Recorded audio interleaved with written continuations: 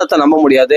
ஆனா மகான்களால சாஸ்திரங்கள்ல பிரத்யட்சமா பிரமாணங்களா சொல்லப்படுது, அதை பூர்ணமா நம்பலாம். அதை தான் நம்புன்னு சொல்றேன். அதுதான் பாகவத்துல சொல்றது. இத்தனை பலன் கிடைக்குமா? தன்யம், யசஸ்யம், ஆயுஷ்யம் இவ்வளவு சொல்ல கண்டிப்பா கிடைக்கும்ன்ற. அவ்வளவும் கிடைக்கும். தன்யம், யசஸ்யம், ஆயுஷ்யம் எல்லாமே கிடைக்கும். ஏங்க நான் படிச்சேன் கிடைக்கலையே, நான் படிச்சேன் கிடைக்கலையே. கண்டிப்பா மகான்கள் சொன்னாங்கன்னா நீ நினைச்ச போது கிடைக்கணும்ல, கிடைக்கும். ஆனா உடனே கிடைக்கணும் அப்படின்னா அது எப்படி உடனே கிடைக்கும்?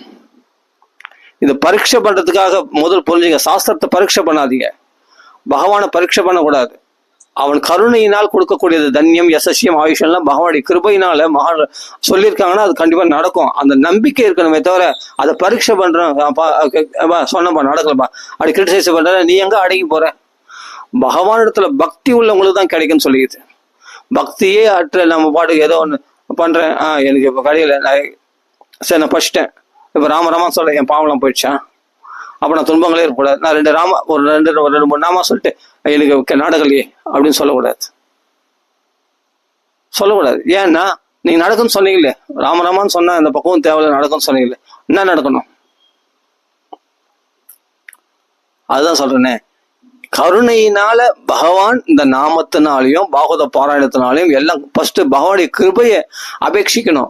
கருணையினால செய்யறான். அதை நீ நல்லா எக்ஸ்பெரிமெண்ட் பண்ணக்கூடாது. நீ ஆராய்ச்சி பண்ணக்கூடாது. நீ ஆராய்ச்சி பண்ணுவ, உன்னுடைய ஆராய்ச்சினால என்னன்னா நீ ஏமாந்து போயிடுவ, நீ நாஸ்திகனா போயிடுவ. நீ நாஸ்திகனா போறது கூட வாய்ப்பு உண்டு. நீ எப்ப பகவானை ஆராய்ச்சி பண்றியோ, எப்ப பகவத் சாஸ்திரங்களை நீ ஆராய்ச்சி பண்ணி சொன்னா நடக்குமா நான் பாக்குறேன் அப்படி சொல்லிட்டு நீ சவாலுக்காக ஒரு வினயமற்றவனாக அகங்காரத்தினால அதை பரீட்சை பண்றியோ, திமிரா பேசுறியோ, ஒரு நாஸ்திகத்துக்காக அதை எடுத்துட்டு நீ பேசுறியோ, அப்போ உனக்கு பலிக்காது. பக்தியோட அன்போட தீனத்துவ பாவனகா, அதான் பக்த லட்சணம். பக்த லட்சணங்களை சொல்லப்பட்டு பாரு. எது மாதிரி அந்த பவ்யத்தோட பகவானுடைய கிருபை கண்டிப்பா நம்மளுக்கு கிடைக்கும். அந்த விசுவாசத்தோட அந்த நம்பிக்கையோடு செய், கண்டிப்பா கிடைக்கும். நீ ஒரு நாம ராமநாமம் இல்ல, 2 நாமம் இல்ல, ஒரு ராமநாமம் சொன்னா உனக்கு நடக்கும் நல்லது. நீ கொஞ்சம் பகவத் விஷயம் படிச்சாலே, உனக்கு ஒரு கதை படிச்சாலே தன்ய மெசேஜ் கண்டிப்பா கிடைக்கும். கிடைக்காம போகாது. பகவான் உனக்கு கடன் பட்டவனா ஆகவே மாட்டான். ஒவ்வொரு விஷயத்தையும் பகவான் செய்வான்.